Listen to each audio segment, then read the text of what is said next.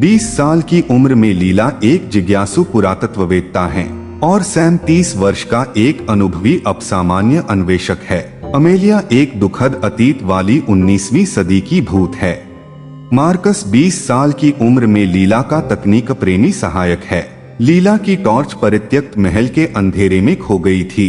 जैसे ही उसने सावधानी से सामने के दरवाजे से कदम बढ़ाया, मार्कस अपनी गोली के साथ लड़खड़ाता हुआ उसके पीछे पीछे चला।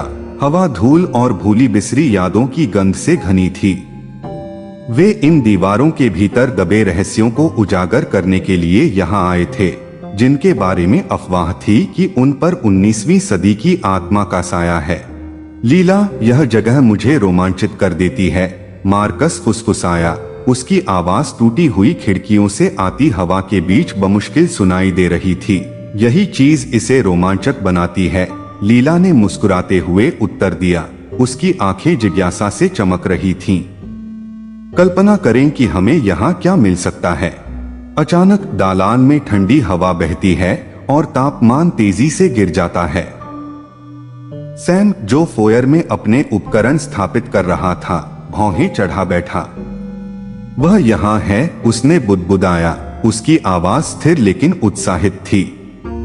उसने अपनी जांच के दौरान पहले भी इस उपस्थिति का अनुभव किया था। अमेलिया नामक एक भूत, एक महिला जिसका इन दीवारों के भीतर दुखद अंत हुआ। जैसे जैसे वे महल में गहराई तक चले गए, वातावरण बोझिल हो गया, परछाइयां लंबी हो गईं और एक भयानक शांति ने उन्हें घेर लिया। लीला भव्य फिर भी खस्ताहाल सीढ़ी के सामने रुक गई। रिकॉर्ड के अनुसार अमेलिया इन सीढ़ियों से गिर गई। वे कहते हैं कि उसकी आत्मा अपनी असामयिक मृत्यु के लिए न्याय की तलाश में उस स्थान पर भटकती रहती है। मार्कस कांप उठा, घबराहट से इधर उधर देखने लगा। तुम्हें लगता है वह अभी भी यहाँ है? सैम ने सिर हिलाया। मैंने पहले भी उसका सामना किया है। वह दुर्भावनापूर्ण नहीं है, बस खो गया है। तभी गलियारे में एक फीकी शोकपूर्ण चीख गूंज उठी। तीनों ठिठक गए, बेदम हो गए। धीरे धीरे छाया से एक आकृति उभरी, लहराती सफेद पोशाक में एक युवा महिला का पारदर्शी चेहरा। उसकी आंखें उदासी से भर गईं, उसके होंठ हिल गए, लेकिन कोई शब्द नहीं निकला। भूत ने अपनी निगाहें वापस लीला की ओर घुमाई। उसकी अभिव्यक्ति में आशा और निराशा का मिश्रण था। उसने हॉल के अंत में एक कमरे की ओर इशारा किया।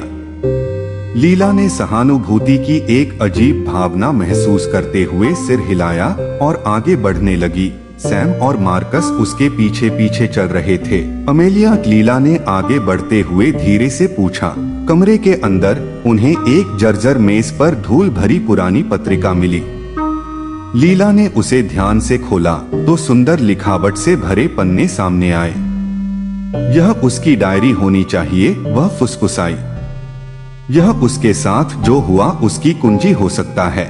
लीला की आंखों से आंसू बह निकले।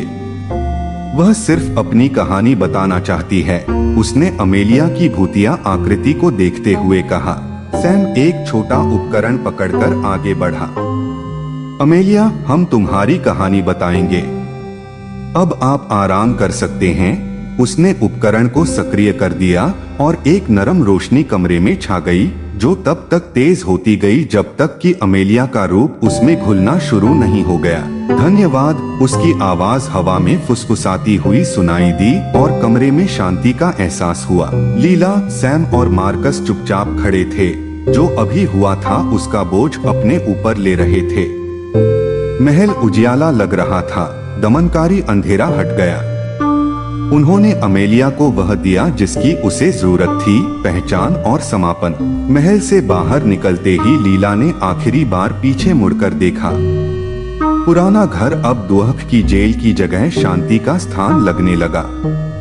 वह जानता था कि उन्होंने आज रात कुछ महत्वपूर्ण काम किया है। उन्होंने एक खोई हुई आत्मा को घर पहुंचाने में मदद